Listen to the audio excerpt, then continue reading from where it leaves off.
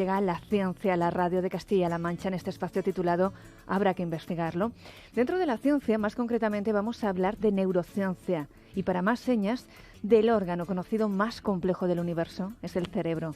Y para ello está ya en el estudio Miguel Ángel Pérez Lucas. ¿Qué tal, Miguel Ángel? Buenas noches. Buenas noches, Vega. ¿De qué aspectos del cerebro toca hablar hoy? Mira, pues vamos a hablar de la capacidad del cerebro humano de gestionar sus pensamientos. Decía Shakespeare que no existe nada bueno ni malo, es el pensamiento humano el que lo hace aparecer de una manera o de otra. La mente puede ser el infierno o el paraíso. Por eso vamos a hablar de cómo, por ejemplo, las terapias psicológicas de tercera generación que han incorporado la atención plena o el mindfulness para disminuir el estrés, la ansiedad, la depresión, el síndrome del quemado, y para ello vamos a contar con la presencia de un experto, uno de los fundadores de HumanaCare, que es una e-health dedicada a la humanización de la asistencia sanitaria a través de la implantación de programas de mindfulness. Ya está con nosotros Juan Izquierdo. Buenas noches. Buenas noches, Miguel Ángel. ¿Qué tal, Juan? Buenas noches. Aunque en los últimos años el término mindfulness se ha hecho más cotidiano, no está nada de más recordar qué es el mindfulness. ¿Es lo mismo que meditación o hay alguna diferencia? Bueno, aunque aparentemente pueda parecer lo mismo, son diferentes cosas. Mindfulness, por definición, se puede definir sencillamente como la capacidad que tenemos todos de llevar la atención de manera consciente a lo que está aconteciendo ahora mismo, ¿no?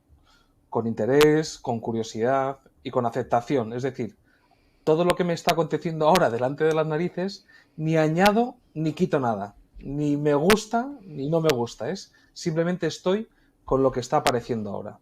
Y la meditación sería un conjunto de prácticas que ya sería ya un camino espiritual. Entonces tenemos la meditación vipassana, del budismo clásico, el zazen, de la meditación zen, la contemplación cristiana. Uh-huh. Y bueno, ¿y de dónde procede esta disciplina, el mindfulness? ¿Y cómo llega a España? Cuéntanos un poco.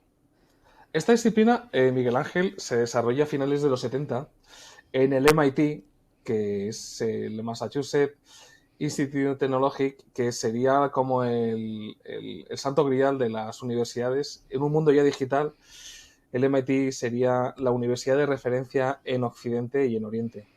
Y lo desarrolla Jon Kabat-Zinn a finales de los 70, principios de los 80, y empieza a ver cómo estas prácticas que se realizaban en una serie de ejercicios en el budismo clásico les quita toda la parte que tiene que ver con la espiritualidad, se queda simplemente con la práctica y empieza a hacer un protocolo con esta práctica, cómo llevar esta experiencia que tiene tanto beneficio para el practicante de meditación, cómo esta práctica puede tener tanto beneficio.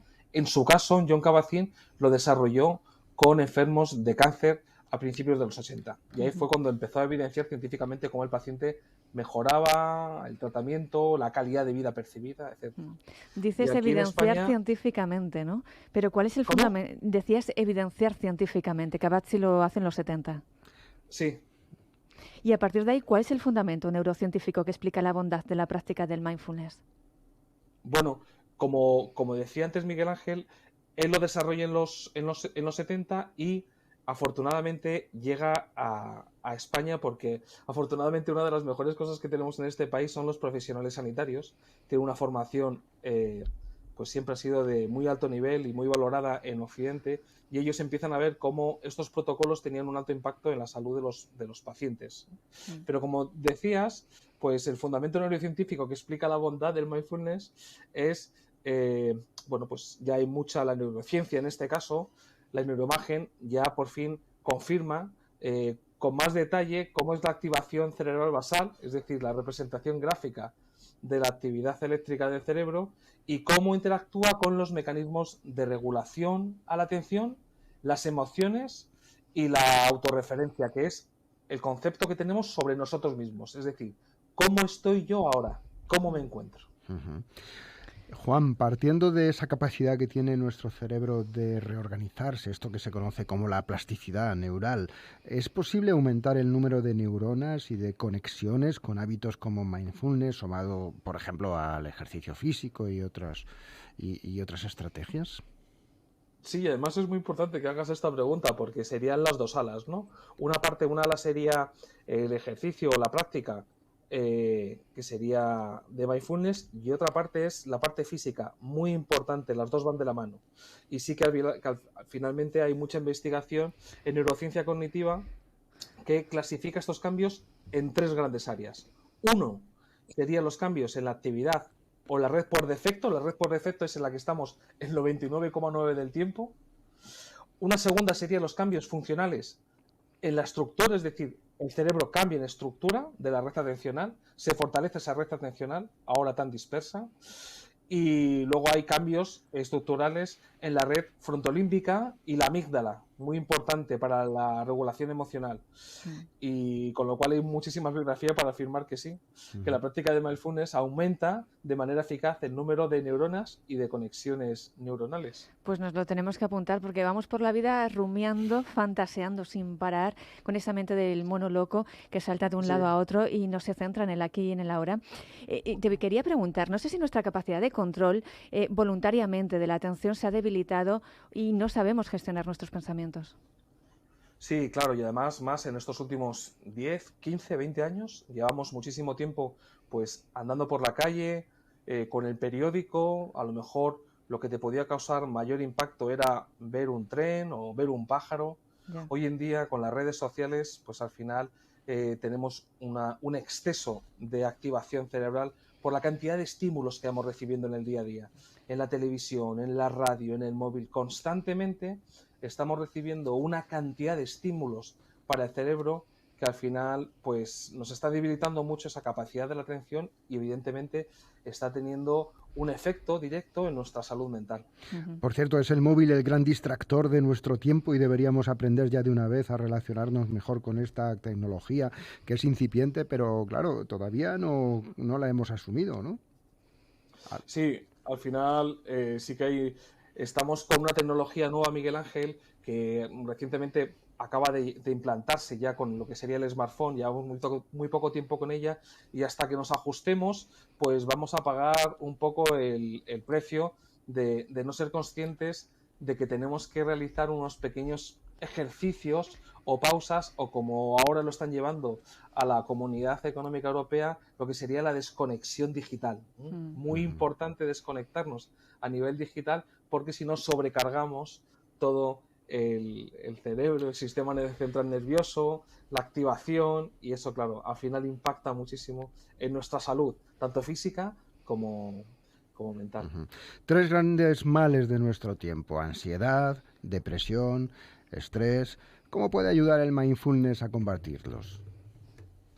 Bueno, ya se sabía, como os comenté antes, que había mucha evidencia clínica de que mindfulness podía trabajar o funcionar muy bien en estos trastornos, y al final, después de tantos años, tanta práctica, tantos programas que se han ido mejorando, al final, por fin, la guía NICE, que sería la guía de referencia en Occidente, la guía por excelencia de protocolos clínicos, ya ha confirmado desde el día 1 de enero del año 2022 que hay que hacer terapia grupal cognitivo-conductual basado en la gestión de la atención, es decir, que un psicólogo dé un programa de mindfulness a un grupo, es la terapia de elección antes que la medicación para ansiedad y depresión leve. Es decir, ya la comunidad científica ha dejado totalmente claro que la ansiedad es un problema de naturaleza psicológica o emocional y no se puede trabajar con fármacos porque sencillamente no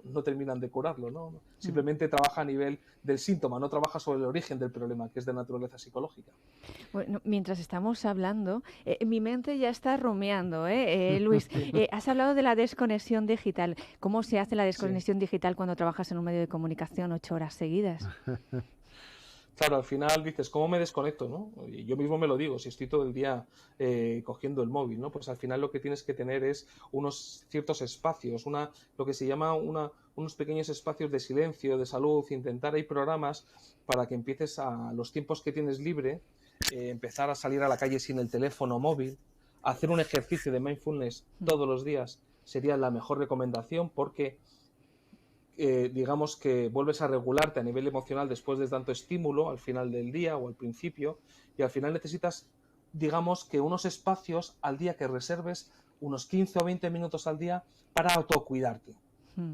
sobre todo del móvil. Y luego ya más, pues hacer pequeñas prácticas donde pues empiezas a ir un poco en la medida que sea posible, porque ya estamos todos conectadísimos, ahora mismo lo estamos, Sí. y claro, pues hay que un poco equilibrar, cada uno tiene que ser consciente de hasta dónde puede, hasta dónde no. Oye, mira, pues ahora me voy a comprar el pan y voy sin el móvil. Puede parecer como una aventura, ¿no? Pues empezar a buscar esos espacios sin ningún tipo de dispositivo digital. Bueno, es cierto, es tomarnos un respiro, un sabio consejo. Y respirar es una de las claves del mindfulness. ¿Sabemos respirar? Bueno, digamos que nuestra respiración, debido al día a día que tenemos, es una respiración muy corta. Por eso muchos experimentamos, yo me incluyo, cuando tenemos ansiedad y estrés, veis que experimentamos una respiración muy rápida, ¿no? Nos falta como el aire, ¿no? Y es casi, vamos, desde que nos levantamos, tantas exigencias en el día a día, ya te levantas y ya vas tarde, ¿no? ¿Por qué? Porque has dormido mal, hay un problema ahora con el sueño que se va a convertir en un problema prioritario, y ya está en el Congreso de los Diputados. La falta de higiene del sueño es un problema de salud pública también muy importante, y ya salimos de la cama ya acelerados. Entonces en el día a día nos cuesta tener una respiración porque estamos en esa red neural por defecto en el que nos permite hacer 1000, 5000 o 20.000 cosas, pero no somos conscientes de que estamos teniendo una muy mala respiración. Y claro, respirar bien facilita la oxigenación de las células, tiene muchísimos beneficios para la salud y claro, incrementa el número de glóbulos rojos, mejora la capacidad del cuerpo para asimilar alimentos, favorece el funcionamiento del sistema nervioso, el estado de la glándula pituitaria y claro, brinda al final mayor fuerza y salud a los pulmones, ¿no? Que es un órgano vital. Claro. Estamos hablando en definitiva de la conexión mente-cuerpo, y la pregunta Sí. que se nos ocurre es si podemos usar el cuerpo como palanca para mejorar nuestra salud mental y al revés, quizás, ¿no? Si nuestra salud Sí. mental está directamente relacionada y puede mejorar nuestra salud física, que se ayuda a la práctica de mindfulness a conectar con nuestro cuerpo en ambos sentidos. Esta es una pregunta excelente, Miguel Ángel, porque siempre pensamos que, bueno, pues normalmente nosotros nos identificamos con lo que pensamos, ¿no? O sea, ¿quién soy yo? Pues ya empiezo a pensar quién soy, de dónde vengo, ¿no? ¿Cómo me llamo? Y al final, esa identificación con la mente es muy dañina para la salud del cuerpo, ¿no? Porque al final no somos conscientes de que la mente es uno más de todos los órganos, uno más del cuerpo, y no es el que manda, somos nosotros, la conciencia del ser, el que tiene que amaestrar a la mente, porque si no te puede llevar pues a adicciones, a problemas de ansiedad, a una muy mala vida. Y por eso es muy importante ahora lo que se hacen ahora en las prácticas de mindfulness es justamente lo que acabas de decir, llevar la atención al cuerpo, cómo estoy, cómo tengo ahora mismo la columna, los hombros, tengo alguna tensión en el cuello, ¿eh? Empiezo a llevar atención al resto de mi cuerpo. Y entonces, eso es todo lo que se llama la conexión mente-cuerpo, importantísimo para la salud y el bienestar.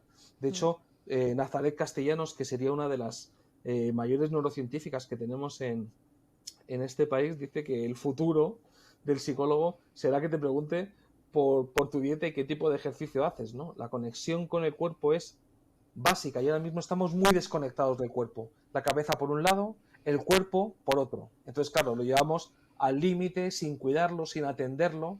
Es como el mantenimiento de un coche, pues no lo hacemos adecuadamente porque no le prestamos la suficiente atención.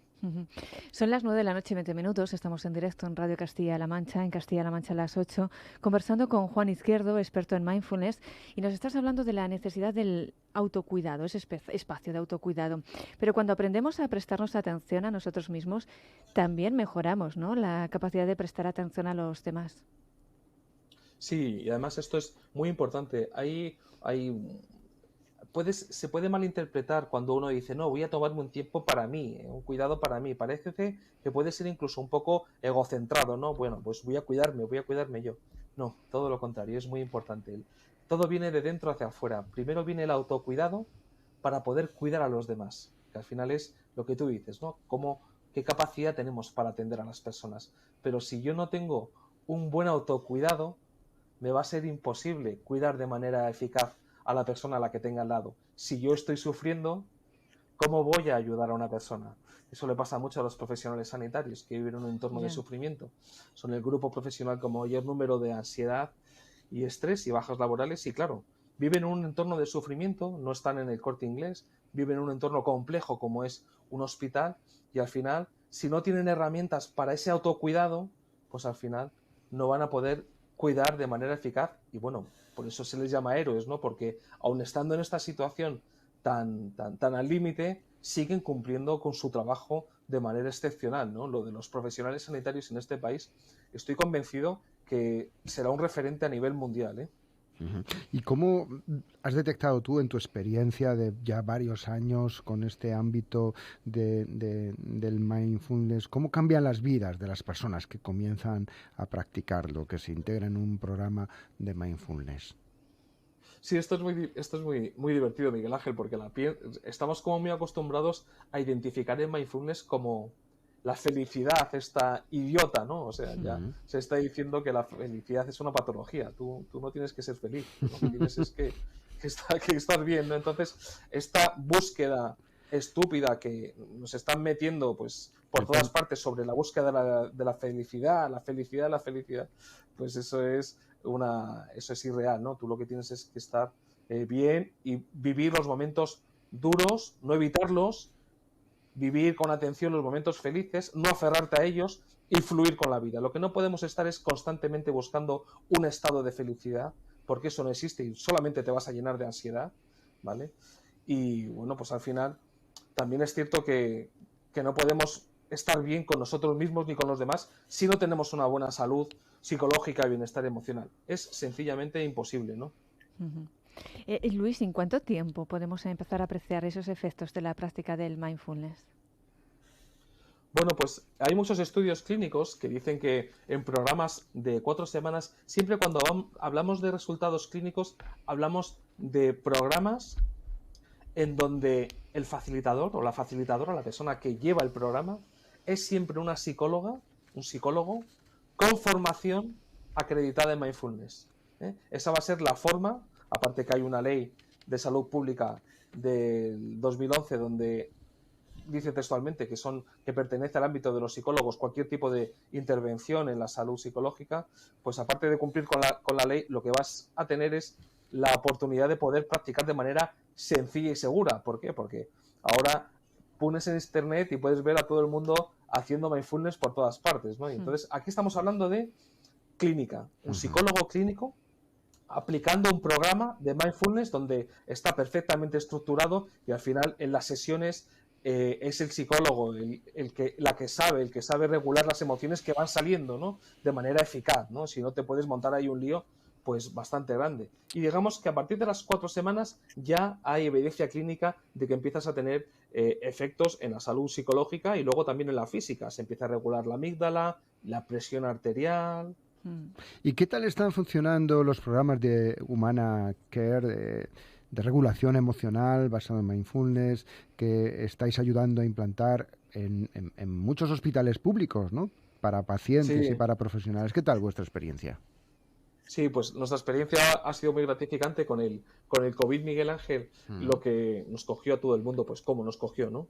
Y nosotros teníamos ya planificado empezar a dar estos programas online y con el COVID lo que nos hizo a todo el mundo fue dar un salto diametral hacia la digitalización por obligación, no porque quisiéramos, ¿no? Todos estábamos más cómodos en la presencialidad, pero nos obligó a dar este paso de gigante y en Humanacare lo que hicimos al inicio de la pandemia fue ofrecer un programa de mindfulness online que le llamamos de nombre Sanitarios First, por lo que comentaba antes tu compañera. Primero me tengo que cuidar yo para poder atenderte bien a ti. Y este programa Sanitarios First, pues son programas que se hacen online. Como se hacen online, ya se ajustan a los programas online en el tiempo, en lo que serían las prácticas, es decir, se ajusta el programa al medio. En este caso se hace online, pues se ajusta el programa a un programa online. Y gracias al método clínico y sobre todo los resultados, hace un par de meses Diario Médico nos dio un premio a la mejor solución digital en el apartado telemedicina. Y bueno, pues al final estamos contentos porque Es un recurso que se necesita muchísimo, es un recurso que hay que dar constantemente, es decir, lo que hiciste ayer no vale para hoy, esto es un tratamiento y hay que darlo en continuo. Y bueno, pues ahí seguimos trabajando y la verdad que muy contentos, Miguel Ángel. Juan, creo que antes te he escuchado decir que hay algún estudio que demuestra si el mindfulness sí que puede sustituir, al menos reducir el consumo de ansiolíticos, ¿no? Sí, al final, ya desde el día 1 del 2022 ya es una evidencia clínica. Ya las guías clínicas por excelencia en Europa, que sería la guía NICE del NHS, que sería el referente, ya dice que cualquier paciente que venga con síntomas asociados a la ansiedad y depresión leve, hay que darle terapia grupal basada en la gestión de la atención. Antes que los medicamentos. ¿Qué es lo que pasa? Que ahora mismo, y especialmente en España tenemos un problema de salud pública muy grande con los ansiolíticos. Ya somos el país número 1 en consumo global de ansiolíticos y antidepresivos. Entonces, bueno, lo que sí que sabemos es que JAMA Psychiatry, la prestigiosa revista, ya acaba de presentar hace un par de meses un estudio en el que nos consideremos ya en serio que empecemos a dar la opción de mindfulness como tratamiento para los trastornos de ansiedad antes que la medicación, con lo cual esto ya se tiene digamos la evidencia clínica. Vamos a ver el tiempo que tardamos en implantarlo, que aquí en España nos va a costar Dios y ayuda.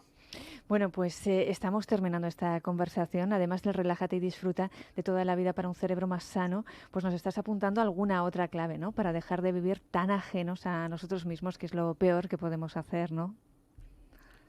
Sí, al final la única recomendación que os daría sería practicar. La segunda que daría sería practicar. Y la tercera recomendación que daría sería practicar. Es decir, solo funciona si practicas. Todo lo demás es información o un vídeo o una charla. Es información que es necesaria, pero para regularte o para tener una buena salud psicológica necesitas hacer el programa, necesitas practicar. Solamente se llega a los resultados en neurociencia, a los resultados en salud psicológica y en salud física realizando la práctica. Y nos decías que los beneficios en esas semanas, pero si tenemos esos beneficios en esas semanas y luego ya dejamos de practicar, ¿volvemos otra vez al estado inicial, Juan? Efectivamente. O sea que practicar y practicar. Juan Izquierdo, experto en mindfulness. 3 veces. Gurús, ¿no? O sea, ¿cuáles son las 3 reglas? Practicar, practicar y practicar. Bueno, nos lo apuntamos. Gracias, Juan, por estar aquí en directo. Un placer. A vosotros. Un abrazo muy grande y gracias por este espacio.